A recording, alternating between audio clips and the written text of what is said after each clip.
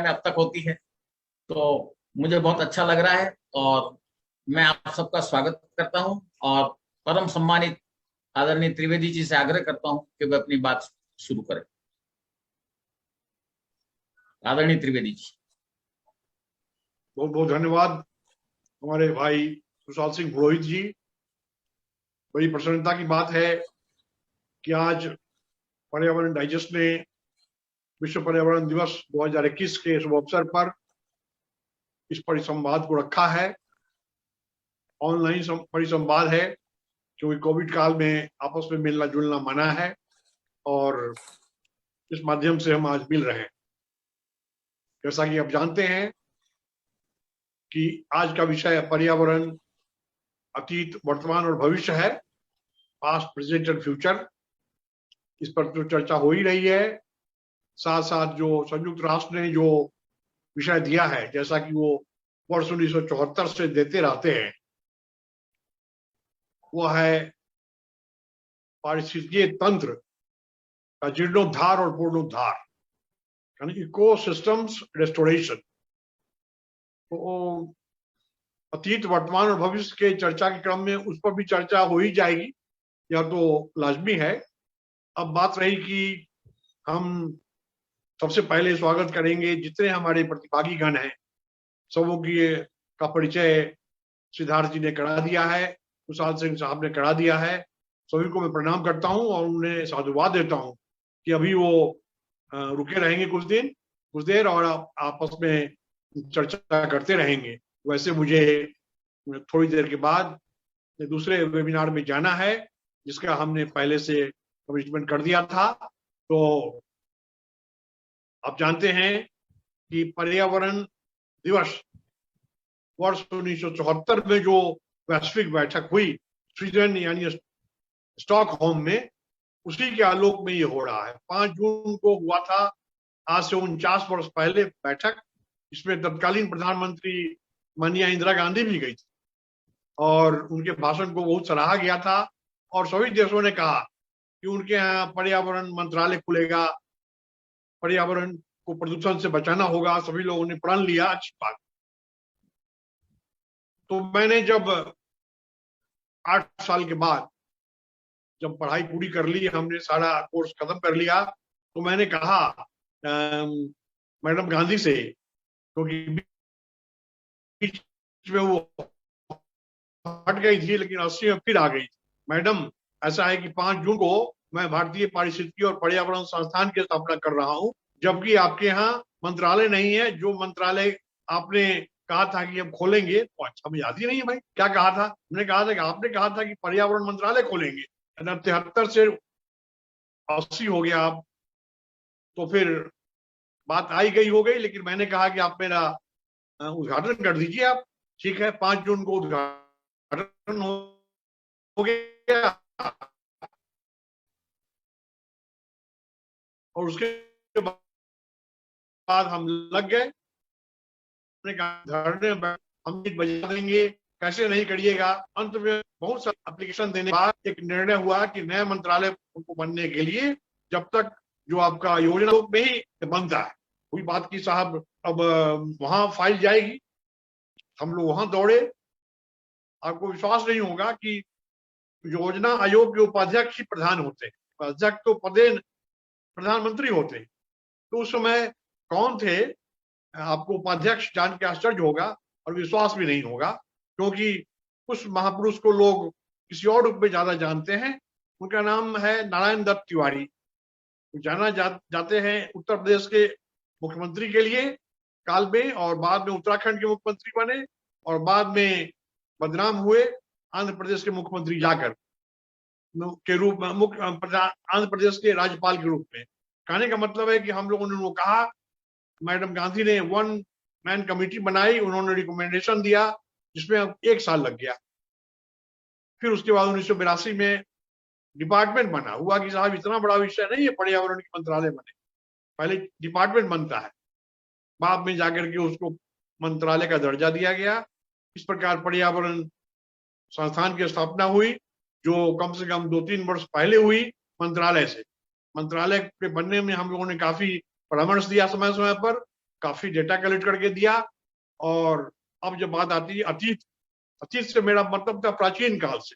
धार्मिक ग्रंथों में आपने देखा है किस प्रकार पर्यावरण की चर्चा है, नदियों की, समुद्रों की, पहाड़ों की, पेड़ों की पूजा होती रही। साइंस से भी जोड़ सकते हैं आप, साइंटिफिक बड़ा ही ये एंगल है। पूजा करेंगे तो उससे आपका दिमाग भी प्रदूषित नहीं होगा, प्रदूषण मुक्त मस्तिष्क की कल्पना करनी है तो इन सब बातों को सोचना पड़ेगा। सब बहुत कुछ समझ करके जो पुरातन काल के जो हमारे ऋषि मुनि थे उन्होंने इन सब बातों का समावेश किया था, जिसकी अब कमी आ गई है। उस समय ना प्रदूषण था, फिर भी कारण है, प्रदूषण इसलिए नहीं था, आबादी तो थी। महाभारत में देखिए कि कई करोड़ लोग मारे गए थे, तो आबादी उस समय भी थी, ऐसी बात नहीं है। प्रदूषण कम इसलिए था कि उस समय पेड़ पौधे ज्यादा थे, प्रकृति का संरक्षण होता था, दोहन नहीं होता था। आज की स्थिति क्या है? अभी हम उस कगार से हम इस कक्षार पे आ गए हैं जब पॉइंट ऑफ नो रिटर्न है, पीछे मुड़ कर नहीं देख सकते आप।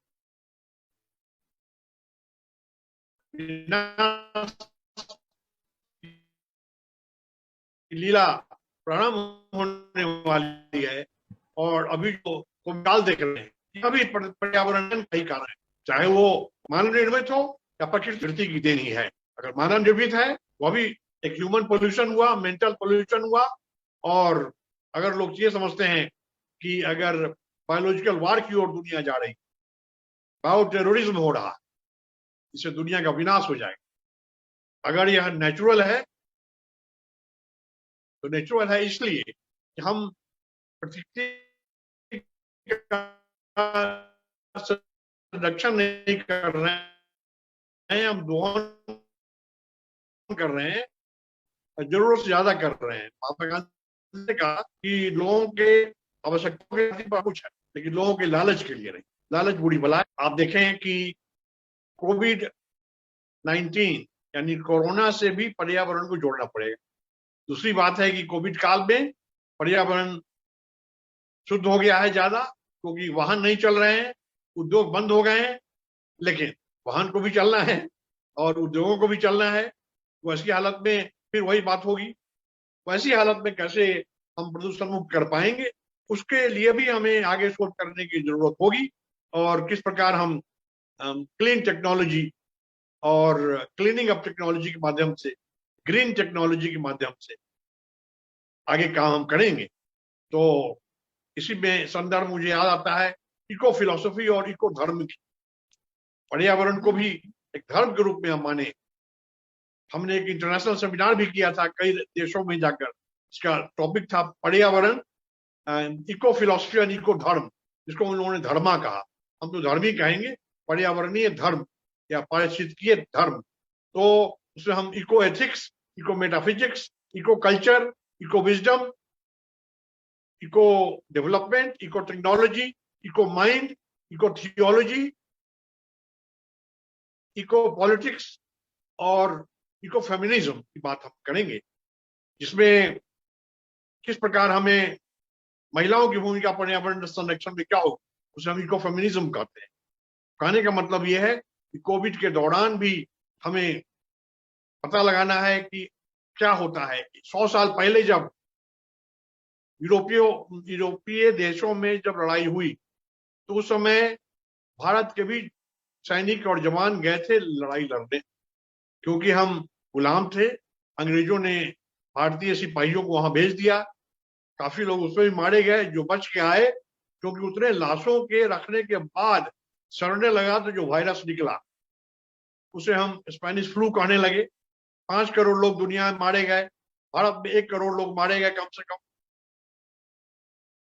स्पेनिश फ्लू इसलिए नहीं कहते हैं कि स्पेन ने निकाला, स्पेन अकेला देश था जो तटस्थ था, कोई उनका रोल नहीं था लड़ाई में, लेकिन उन लोगों को समय मिल गया सोच करने का कि है क्या चीज।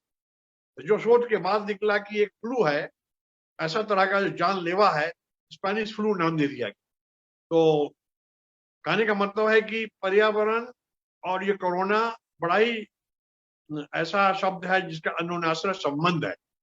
अब रही बात कि आजकल हम जिस तरह से प्रदूषण फैला रहे हैं और न हम वनों की चिंता कर रहे हैं, न पेड़ों की चिंता कर रहे हैं, न नदियों की चिंता कर रहे हैं, न समुद्रों की चिंता कर रहे हैं।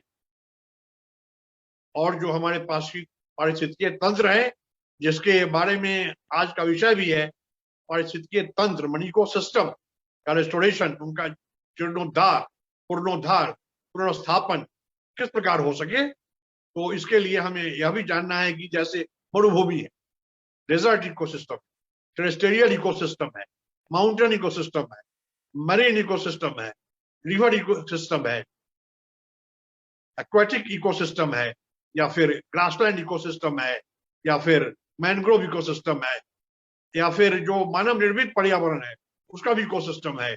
किस प्रकार हम शहरों का निर्माण कर रहे हैं, किस प्रकार हम बड़ी बड़ी कॉलोनी बना रहे हैं, प्रदूषण फैला रहे हैं, तो हमें ये देखना है। अब रही बात, सबसे बड़ी समस्या होने जा रही है भविष्य में कचरा प्रबंधन की। मुझे बड़ी प्रसन्नता है कि पिछले 34 वर्षों से पर्यावरण डाइजेस्ट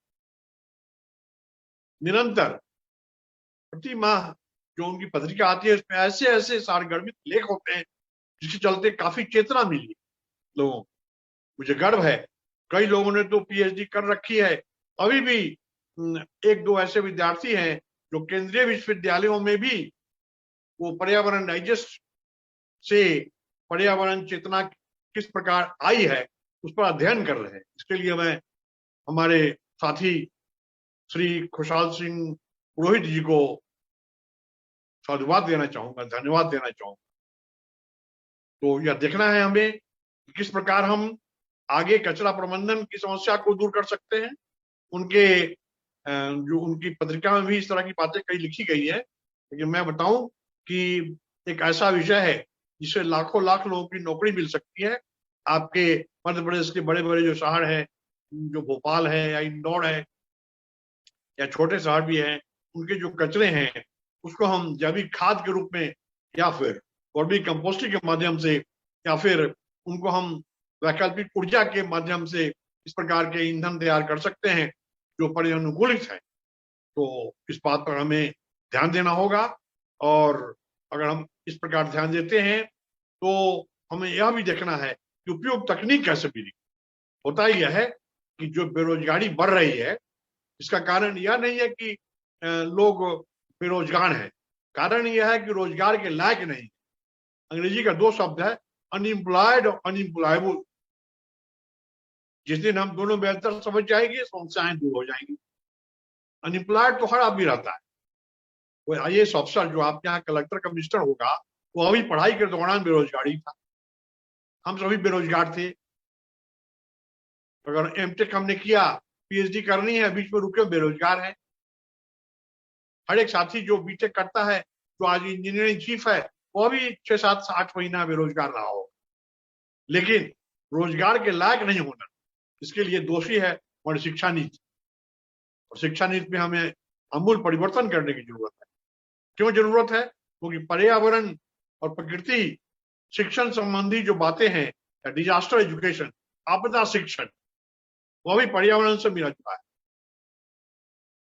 चाहे आप डिजास्टर एजुकेशन पढ़ाए, नहीं तो डिजास्टर्स एजुकेशन। एक है डिजास्टर्स एजुकेशन, दूसरा है डिजास्टर एजुकेशन।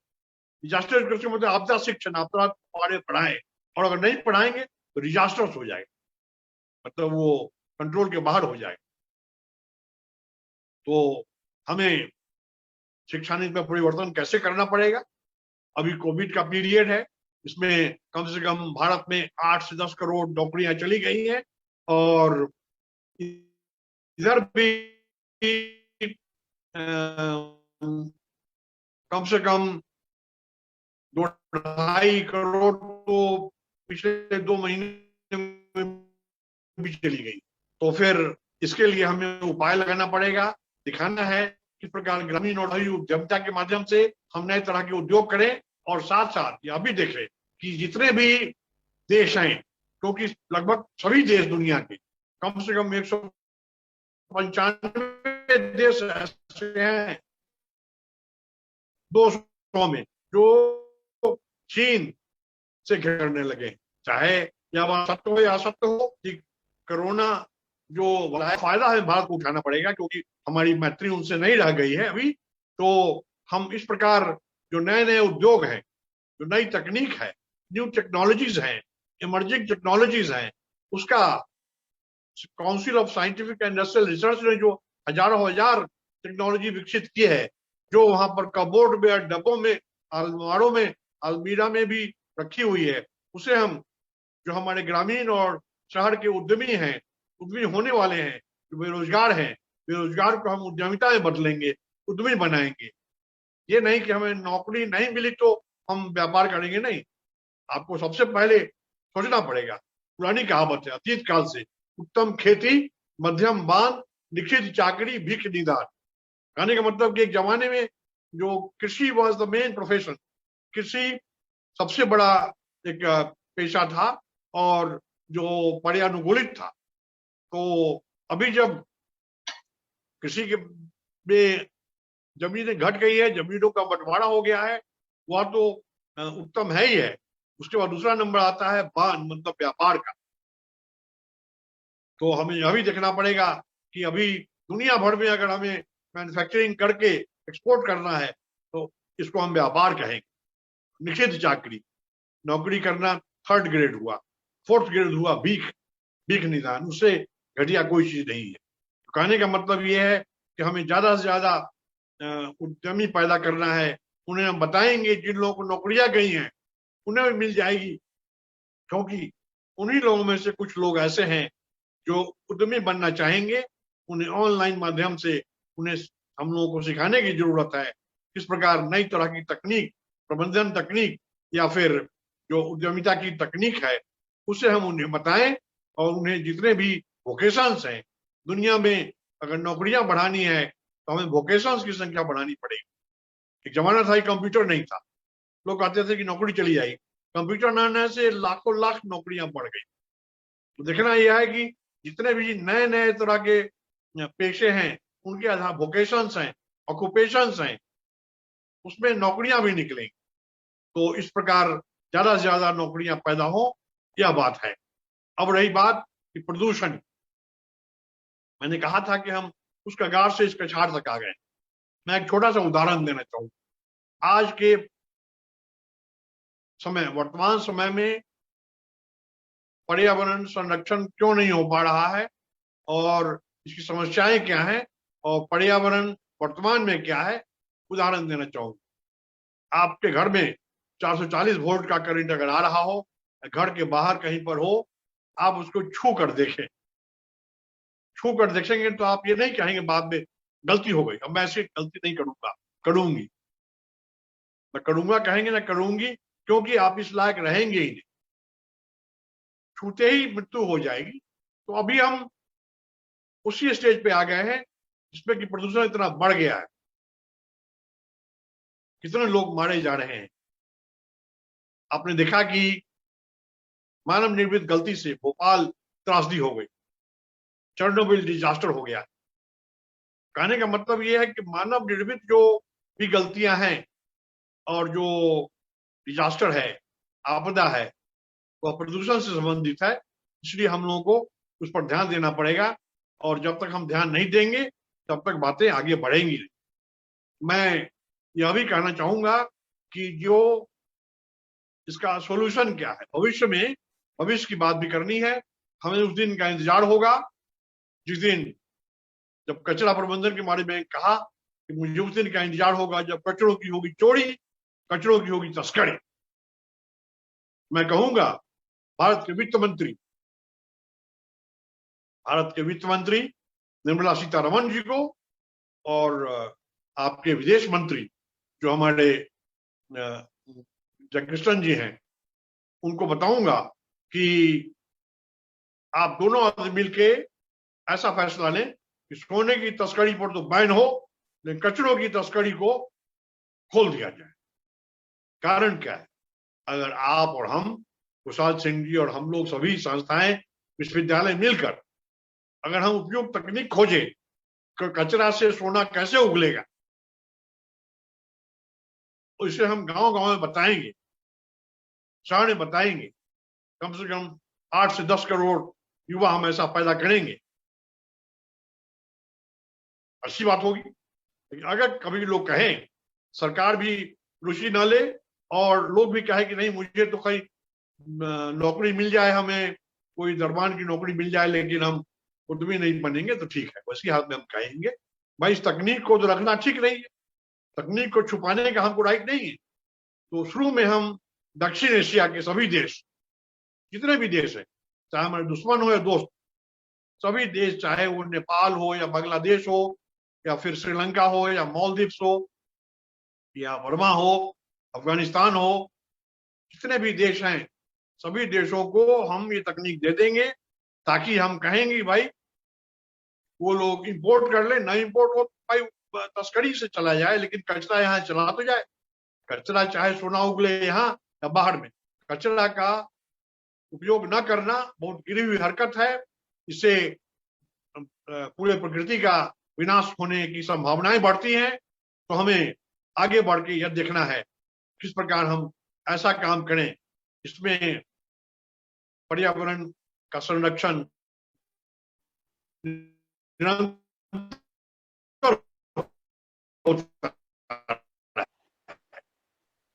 भविष्य की योजनाओं में बहुत सारी, उसके लिए हमें जैसा मैंने बताया था ग्रीन टेक्नोलॉजी, हरित तकनीक के माध्यम रोजगार भी बढ़े, पर्यावरण रोजगार बढ़े। ये नहीं हो केवल कि हम उद्योग खुलवा दिया, हमारे मंत्री जी आए अनाउंस कर दिए और फिर वहां पर प्रदूषण फैल रहा है। ऐसा ही उद्योग खुले जिससे कि हमारा प्रदूषण रुक सके। तो कहने का मतलब ये है कि संभावनाएं व्यापक हैं। इसके पहले कि मैं अपनी वाणी को विराम दूं, मैं कहूंगा कि अंग्रेजी का दो शब्द है, इसका हिंदी बताऊंगा। एक शब्द है नियोलॉजी। मैं तो इकोलॉजी पढ़ाता हूं लेकिन यहां पढ़ता हूं इकोलॉजी, ये है नियोलॉजी, NEOLOGY, नियोलॉजी। नियोलॉजी क्या है? Neology is the art and science of evolving a new doctrine. इसको हिंदी में कहते हैं नूतन मतावलंबन या विलक्षण मत। हमें नूतन मतावलंबन के माध्यम से, चाहे वो बेरोजगारी की समस्या हो या कोविड की समस्या हो, पर्यावरण संरक्षण की समस्या हो, या फिर हमारे अशांति की समस्या हो, या फिर जनसंख्या विस्फोट की समस्या हो, सभी समस्याएं पर्यावरण से संबंधित हैं, चाहे वो अशांति की क्यों न हो। मेंटल पोल्यूशन होता है, मानसिक प्रदूषण होता है, अशांति बढ़ती है। प्रदूषण मुक्त समाज की कल्पना करनी है, प्रदूषण मुक्त मस्तिष्क की कल्पना करनी है। तो ये सब नूतन मतावलंबन से होगा, नई सोच लानी पड़ेगी। हम आप पुरानी सोच को छोड़े, नया सोच करें, चिंतन करें, चिंतन के बाद नए सोच को निकालें, नए मत को निकालें, उसको फिर अमल करें। कैसे अमल करेंगे? अमल नहीं कर पाएंगे आप, क्योंकि दूसरा जो शब्द मैं बता रहा हूं वो है न्योक्रेसी, NEOCRACY। न्योक्रेसी क्या है? Neocracy is the art and science of governance by new people. नए लोगों के द्वारा शासन को न्योक्रेसी कहते हैं। मैं ये नहीं कह रहा हूं कि जवान के द्वारा बूढ़े को द्वारा, चाहे सभी बूढ़े चलाएं, सभी जवान चलाएं, मिक्स हो। नूतन शासन का मतलब है नए चेहरे। मैं देख रहा हूं पिछले 30-35 वर्षों से वही चेहरा आपके यहाँ चेहरा बदल के आते हैं और कुर्सियां बदल जाती हैं, लोग वही रहते हैं, कभी किसी पार्टी में, कभी दूसरी पार्टी में, कभी इस पार्टी की सरकार है, उस पार्टी की सरकार है। जो पुराने लोग हैं वो फिर पर्यावरण के प्रति उतनी चिंतित नहीं है। उदाहरण के लिए जो आपका मैनिफेस्टो बनता है हर एक पार्टी का, आप देखेंगे पर्यावरण की चिंता किसी को नहीं। क्यों नहीं लोग लिखते हैं कि अगले बार हम देखेंगे कि पर्यावरण संरक्षण कैसे हो, कितना घाटा हो रहा है, लोग मर रहे हैं। दिल्ली में देखेंगे प्रदूषण का स्तर इतना है, क्या कहना है उस पर, समय बर्बाद करना मैं नहीं चाहता, लेकिन आप दूरदर्शन के माध्यम से जानते हैं आप क्या समस्या हो गई है। समस्या हर शहर की होने वाली है। वैसी हालत में फिर भी पॉलिटिकिंग करके आपस में समय काट के लोग अपना समय बर्बाद करते हैं। ऐसा नहीं करना चाहिए। उन्हें भी प्रशिक्षण की जरूरत है। और कई बार हम लोगों ने उनके लिए भी प्रशिक्षण कार्यक्रम आयोजित किया है, लेकिन समय लगेगा। लेकिन नूतन शासन होना चाहिए, नए चेहरे आना चाहिए।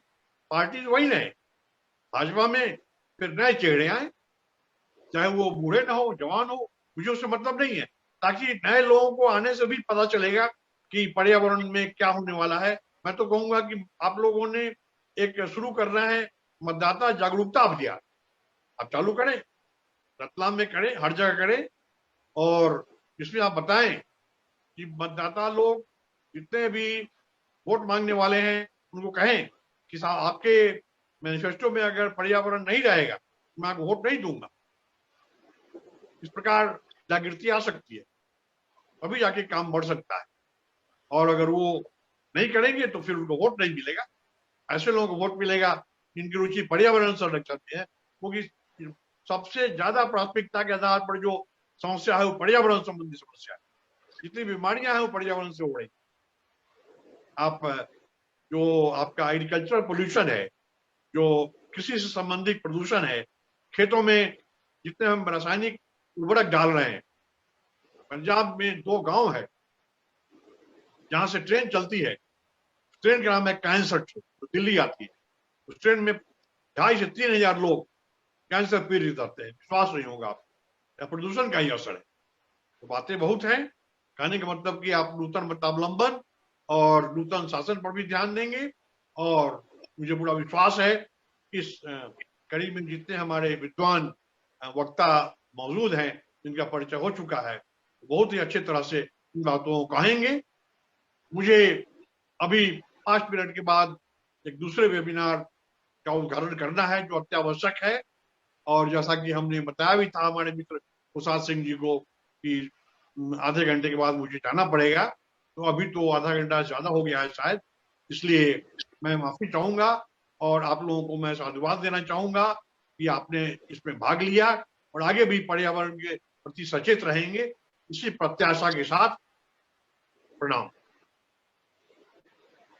बहुत बहुत धन्यवाद आदरणीय त्रिवेदी साहब ने नियोलॉजी और नियोक्रेसी के जरिए एक नया विचार हमें दिया। यकीनन एक ये बहुत नई तरह की संकल्पना जो आपने आज प्रस्तुत की है वो आज के इस विमर्श को और आगे बढ़ाएगी कि हम किस तरह से अपने इस पारिस्थितिकी तंत्र को बेहतर बनाने के लिए नए लोगों के साथ, नए विचारों के साथ आगे बढ़ें और